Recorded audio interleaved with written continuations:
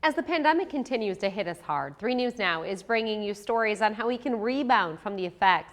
One thing we can all do to help local businesses is shop the Heartland, buy from local companies. Now, well, a candy store in Iowa sells all your childhood favorites and then some. The goal at Sugar Makery is to bring back some of those memories for adults and create new memories for kids. Well, the small town store is getting some big time reviews, so I just had to check it out.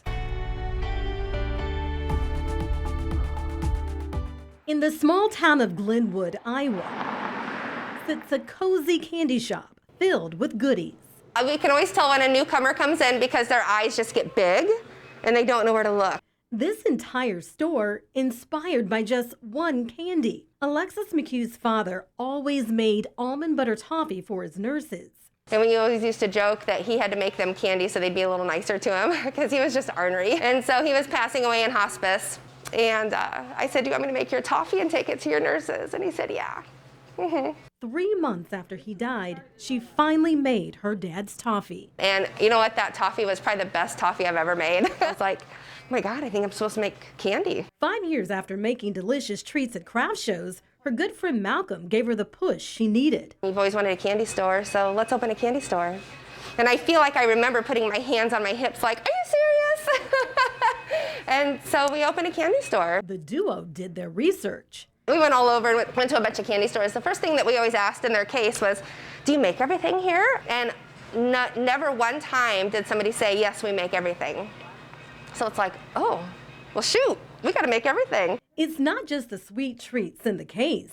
This is all of our homemade fudge. We rotate flavors. They make fudge here too. They love the salted nut roll. That's our #1 selling flavor. Snickers literally tastes like a Snickers. It's amazing. The candy makers didn't stop there. This is where we have our popcorn menu. They have more than 50 flavors of gourmet popcorn, all created in-house. Our #1 selling popcorn is our zebra popcorn, caramel drizzled with white chocolate, milk chocolate sprinkled with sea salt.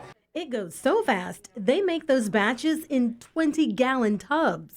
If you don't want popcorn or candy, oh my gosh, the birthday cake, the mint. the Sugar Makery still got you covered. We make all of our own hard-packed ice cream. Alexis has now mastered frozen desserts as well.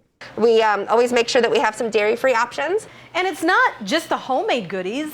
This is their soda room. They have more than 250 different glass bottled sodas in their store. This is just the root beer section. I think what separates us from anybody else is the variety that we have. Alexis and Malcolm are now happily married. And I asked him to marry me. The customers who come here, just as joyful. The little kids obviously are always very happy, but you know, surprisingly, it's the adults that are just as happy because a lot of times they'll come in and they become kids again. Nearly 4 years after opening, success is sweet. Generally, nobody is in a bad mood, you know.